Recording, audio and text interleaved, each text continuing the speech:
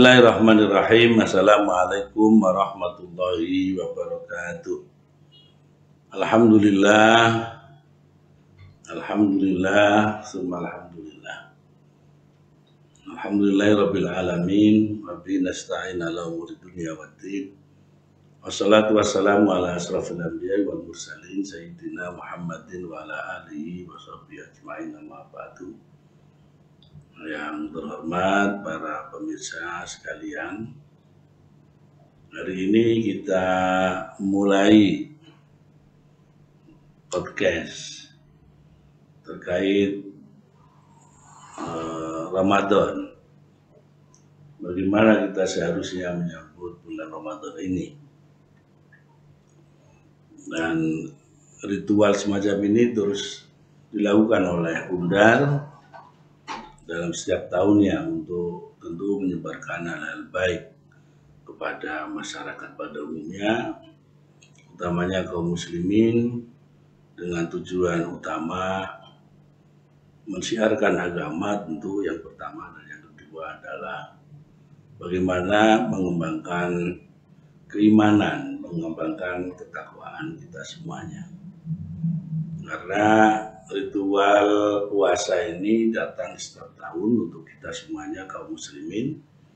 Tentu ada tujuan-tujuan yang seharusnya bisa dicapai, juga menjadi target yang implementatif karena sifatnya yang tatbiki, sifatnya yang praksis. Oleh karenanya mesti dijelaskan filosofi puasa itu. Allah Subhanahu wa ta'ala berfirman, Bismillahirrahmanirrahim, ya ayyuhalladzina amanu kutiba alaikumusiyam kama kutiba alal ladzina min qablikum la'allakum tattaqun, ayyaman ma'dudat, dan seterusnya. Ayat ini menegaskan bahwa syariat ditetapkannya puasa sebagai suatu yang wajib bagi kaum muslimin juga sebenarnya menjadi syariat yang wajib bagi umat-umat terdahulu. Tentu mereka yang menjadi khitab dari agama-agama samawi.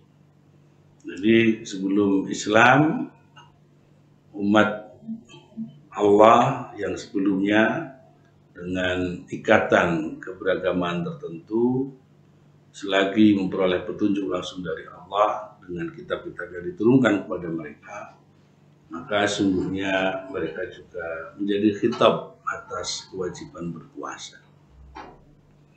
Ini menjelaskan betapa puasa ini sesuatu yang sangat luar biasa, memiliki potensi hebat di dalam rangka mengembangkan keberagamaan, meningkatkan keimanan.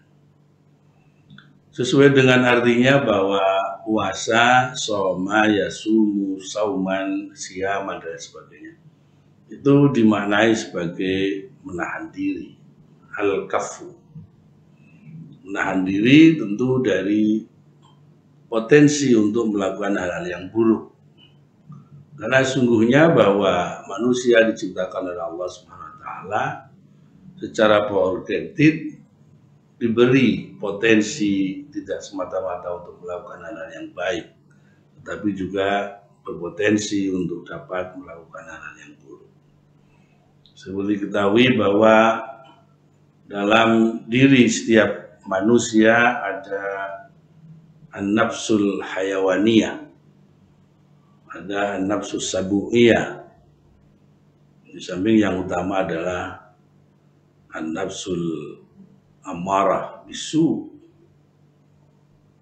Sehingga kemudian bahwa diperlukan proses-proses yang lebih terstruktur bagaimana bisa mengendalikan diri. Itulah tujuan utama dari puasa ini. Ada ikhtiar di dalam rangka menahan diri yang dilakukan melalui proses puasa minas sahur ilal iftar. Jadi ada hal-hal yang bahkan disunahkan dan karenanya tentu boleh dilakukan, bahkan menjadi kewajiban. Di bulan puasa mesti ditahan untuk tidak dilakukan, utamanya sepanjang sahur sampai dengan datangnya waktu maghrib. yaitu datangnya waktu iftar. Hubungan suami istri yang semestinya menjadi ibadah juga demikian, dia tidak boleh dilakukan ketika kita sedang berpuasa. Makan dan minum sebagai sesuatu yang seharusnya di dalam rangka menjaga kesehatan, di dalam rangka menjaga ruh, bahkan juga sama tidak boleh dilakukan sepanjang kita sedang berpuasa. Maka sekali lagi kembali bahwa ada ikhtiar-ikhtiar yang sangat serius dan terstruktur bagaimana kita seharusnya mengendalikan diri. Maka itulah yang paling utama, bahwa puasa menjadi penting karena berpotensi efektif dapat membuat kita yang melaksanakannya cerdas dan terampil mengendalikan diri. Pengendalian diri dalam kajian pemikiran Islam menempati tingkat tertinggi karena dia menjadi bagian dari akhlak dan tasawuf. Seperti seseorang misalnya ketika melaksanakan amalan-amalan dan ajaran tasawuf melalui kelompok-kelompok tarekat yang diikutinya, maka mesti merujuk kurikulum yang terstruktur. Mengapa mesti terstruktur? Karena memang mesti dapat diukur. Tanpa dengan proses pengukuran yang benar, maka potensi pengembangan diri dalam hal keberagamaannya menjadi susah dilakukan. Maka kemudian seperti kita ketahui, Nabi bersabda, di 10 hari pertama adalah Ayyamul Maghfirah. Ayyamul Maghfirah ini relevan dengan Asrul Awail min Syahri Ramadan, yaitu Ayyamul Maghfirah. Bahwa kita berkecenderungan untuk berpuasa tentu dengan motif pertama menggugurkan kewajiban. Tentu masing-masing kita nggak suka dengan puasa. Justru karena nggak suka maka Allah mewajibkan kita untuk melakukannya. Kalau saja masing-masing kita suka melakukannya, maka Allah tidak perlu untuk mewajibkan puasa bagi kita semuanya. Maka penting dipahami bahwa ada tahap-tahap yang memang harus dilakukan secara sistematis, berkelindan, tapi diperlukan istiqomah sehingga tujuan utamanya bisa dicapai. Tadi saya sampaikan bahwa 10 hari pertama adalah Ayyamul Maghfirah, hari-hari di mana kita yang berpuasa dengan benar dan sungguh-sungguh dijanjikan oleh Allah Subhanahu wa Ta'ala ampunan. Maka sungguhnya relevan dengan ajaran dalam tradisi tarekat seperti berkembang di Indonesia ini, apa yang disebut dengan la ma'buda illallah, tiada zat yang boleh dan harus serta wajib disembah kecuali Allah Subhanahu wa Ta'ala. Maka 10 hari pertama adalah pijakan untuk bisa bergeser pada 10 hari kedua, tentu dengan peningkatan-peningkatan baik sisi mutu dan praksisnya. Karena tentu ibadah yang dilakukan dengan tulus akan menghadirkan hikmah-hikmah jauh lebih efektif ketimbang misalnya bahwa ibadah yang dilakukan kita hanya sebatas untuk keperluan mengukurkan yang wajib. Maka seperti kita ketahui bahwa asyratu ayyam di awasiti syahri Ramadan itu menjanjikan kasih sayang dari Allah Subhanahu wa Ta'ala. Ini juga relevan dan identik dengan la maujud illallah. Tiada yang maujud, tiada yang eksis kecuali Allah Subhanahu wa Ta'ala. Jadi ada perkembangan dari sebelumnya bahwa ketika yang 10 hari pertama kita berpuasa semata-mata bukan kewajiban sebagai muslim karena menjadi khitab dari ayat yang tadi saya sebutkan, maka kemudian dalam 10 hari kedua puasa kita sudah meningkat. Yang meningkat adalah mutunya, yang meningkat adalah kualitasnya. Karena seperti diketahui bahwa ibadah puasa adalah hak Allah Subhanahu wa Ta'ala.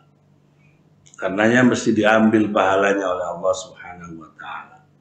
Bagaimana dengan kita yang melakukannya? Bagaimana dengan kita yang menahan diri untuk tidak makan dan minum sepanjang sahur sampai dengan iftar?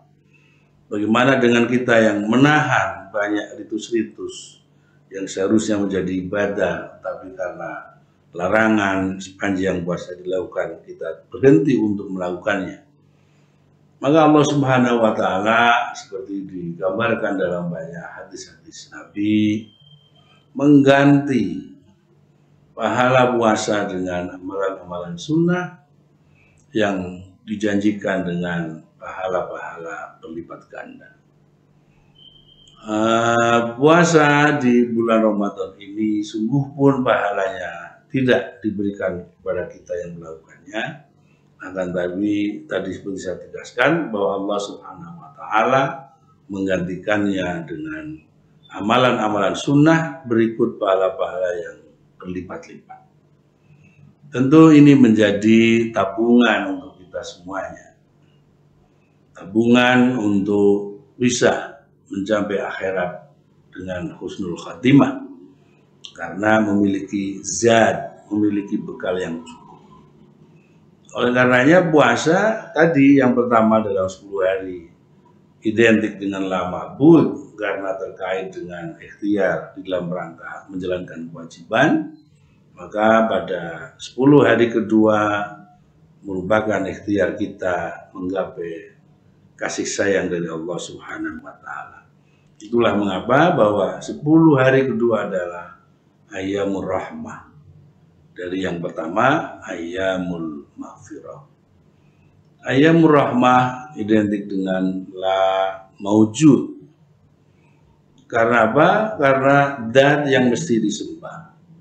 Zat yang menjadi sayyid dari semua alam yang ada, Rabbul Alamin, yaitu hanya Allah Subhanahu wa Ta'ala. Kemudian bahwa Allah Subhanahu wa Ta'ala adalah zat yang memberikan kasih sayang bagi penduduk langit dan bumi, Ar-Rahmanur Rahim. Kemudian Maliki Yaumiddin, dia adalah zat yang juga menguasai dan memanage kapan hari akhir seharusnya terjadi, bagaimana dengan umatnya, dengan berbagai agama, dengan berbagai ritual yang tentu berbeda satu dengan yang lain, bahkan juga dibatasi karena fatrah, karena masa-masa tertentu dari kenabian-kenabian yang diutusnya.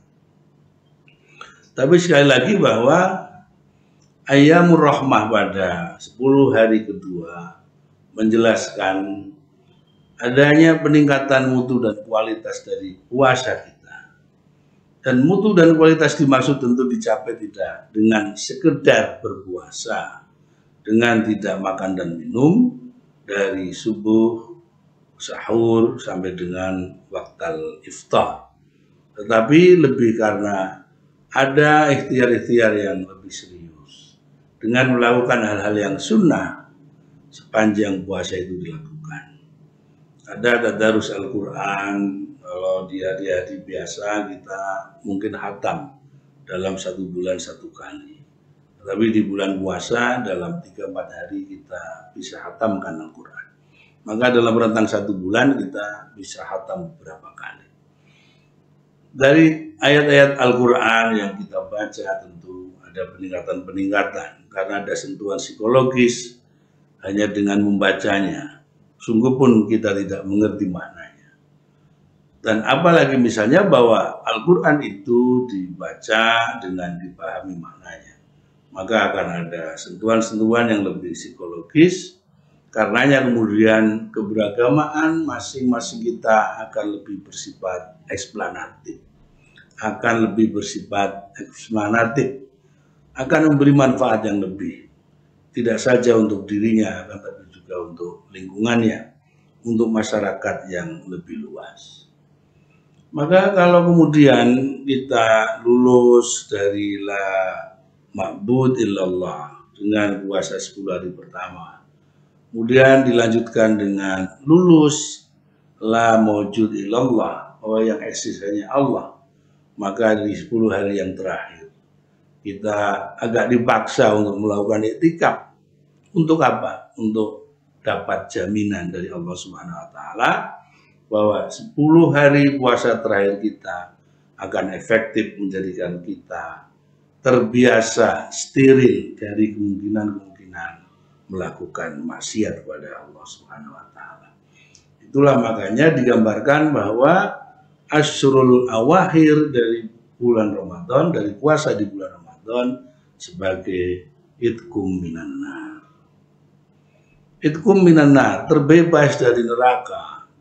Itu tentu tidak akan pernah dialami oleh masing-masing kita kecuali nanti setelah Yaumal Hisab.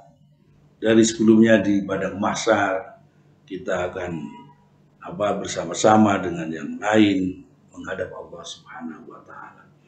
Maka kemudian itkum minan nar mesti dimaknai lebih simbolik bahwa yang berpuasa dengan benar dan baik pada 10 hari pertama, 10 hari pertengahan, dan 10 hari yang terakhir akan secara efektif dapat membuat kita lebih terbiasa lagi, bahkan sangat cerdas di dalam rangka menghindarkan diri dari maksiat.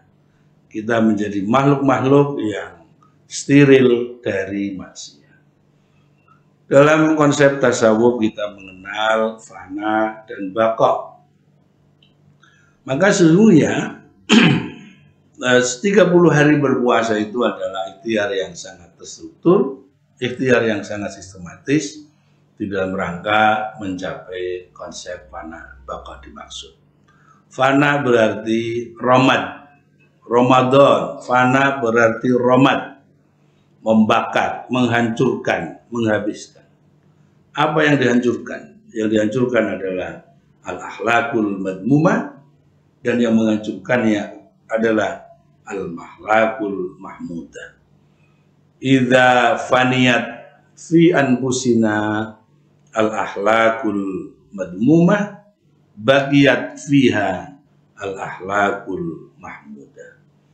Kalau saja dengan ritus-ritus tertentu semacam ibadah puasa yang dilakukan secara beruntun dalam rentang 30 hari 1 bulan itu, kemudian berpotensi efektif dapat menghancurkan, dapat membakar romad, dapat menghilangkan al-akhlaqul madmumah, potensi-potensi untuk melakukan keburukan-keburukan, potensi untuk melakukan kejahatan-kejahatan, maka yang tersisa dan tetap mewujud eksis dalam masing-masing jiwa kita adalah al-akhlaqul mahmudah, akhlak yang terpuji.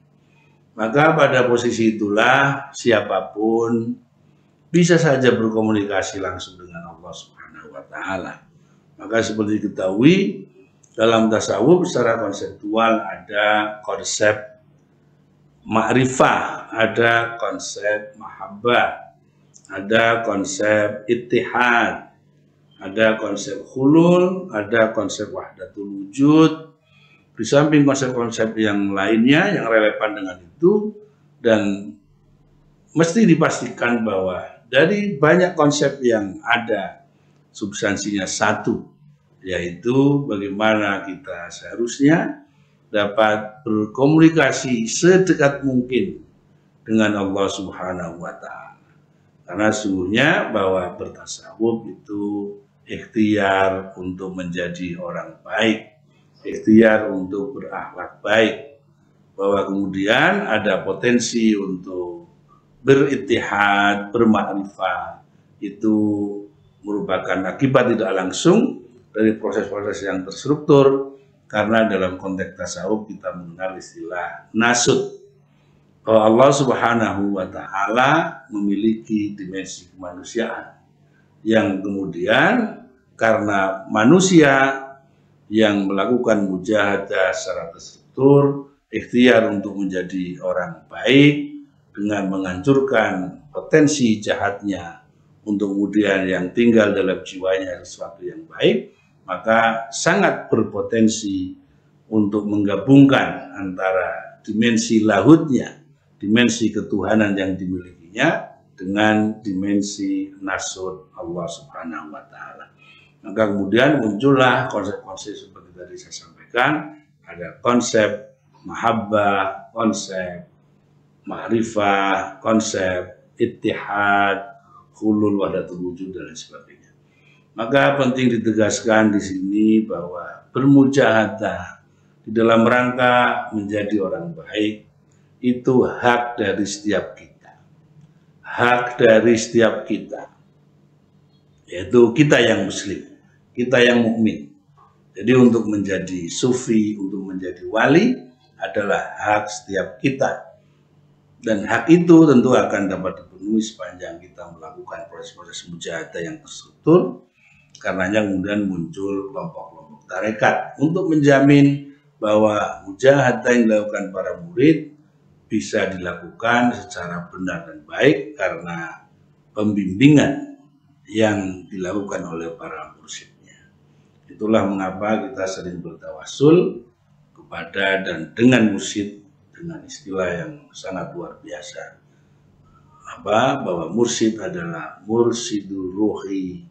Karena apa? Karena beliaulah yang membimbing kita untuk sampai kepada potensi menggabungkan, mempertemukan antara dimensi laut kita yang bertasawuf melalui jalur tarekat dengan dimensi nasub yang dimiliki oleh Allah Subhanahu wa Ta'ala. Maka penting ditegaskan bahwa puasa di bulan Ramadan dalam rentang 30 hari ini sungguh-sungguh merupakan ritual yang memang sengaja diciptakan oleh Allah Subhanahu wa Ta'ala untuk kita semuanya dengan tujuan pelonco atau bahkan inrayen ketika kita memulai mencoba punya mobil baru misalnya. Tentu tidak dengan mengganti spare part, karena kita bukanlah mesin yang mekanistik, akan tapi yang diperbarui adalah hal-hal yang lebih bersifat ruhani, untuk kemudian akan dapat terlihat dari ucapan, sikap, dan perilaku, yang ketiganya tentu saja bisa diukur perkembangan, kualitas, dan mutunya dari tahun ke tahun. Tentu menjadi penting bagaimana kita seharusnya mengembangkan itu semuanya. Tentu akan berpulang kepada masing-masing kita. Semakin sungguh-sungguh kita belajar dari puasa, dari 10 hari pertama, dari 10 hari pertengahan, dari 10 hari yang terakhir, itulah akan menjamin tingkat dan keberhasilan pengembangan ikhtiar kita di dalam rangka mencapai ridha Allah dengan tujuan yang utama tahdzibul akhlak. Maka sesungguhnya berpuasa adalah tahdzibul akhlak, mengembangkan akhlak, dan itu adalah tujuan pokok dan paling utama dari seseorang ketika bertasawuf dalam hidupnya. Dan itulah puncak tertinggi dari ikhtiar manusia untuk taqarrub ilallah subhanahu wa ta'ala. Maka sungguhnya tasawuf adalah dimensi sufistik dari ajaran Islam dengan model yang lebih sederhana, mudah diikuti. Dan karena yang wajib berpuasa adalah setiap yang muslim, setiap yang mukmin, maka perlu ditegaskan kembali bahwa menjadi kekasih Allah, khalilullah, menjadi wali Allah, itu adalah hak setiap kita. Dan kemudian bahwa tingkat keberhasilannya juga berpulang kepada ikhtiar dan mujahadah masing-masing kita. Terakhir disampaikan selamat melanjutkan ibadah puasa kita, dan ini sudah memasuki hari ke-8, berarti untuk 10 hari pertama akan segera selesai. Maka harus ada progres, ada peningkatan-peningkatan. Kalau sebelumnya misalnya tadarusnya dalam sehari hanya 2-3 juz, bisa ditingkatkan menjadi 5 juz. Dan seterusnya, qiyamul lailnya juga demikian. Kalau sebelumnya hanya 4 rakaat, 6 rakaat, qabla sahur, bisa ditambah paling tidak 2 rakaat. Dan seterusnya begitu. Untuk menjamin bahwa 10 hari yang pertama bisa jadi pijakan untuk kembangkan kualitas puasa kita pada 10 hari pertengahan, dan seterusnya menjadi puncak capaian prestasi keberagaman kita dengan steril dari maksiat, yaitu itqum minan nar. Jadi itqum minan nar itu ya tentu simbolik karena kita masih hidup, sedangkan neraka tidak tahu tempatnya di mana. Karenanya yang menjadi urusan terpenting kita adalah bagaimana mempersiapkan bekal yang cukup sehingga di akhirat kelak kita tidak bertemu dengan makhluk Tuhan yang bernama neraka itu. Karena apa? Karena puasa kita sudah menjamin kita terbebas dari api neraka. Syukran wa astaghfirukum wa dumtum bi kulli khair insyaallah. Assalamualaikum warahmatullahi wabarakatuh.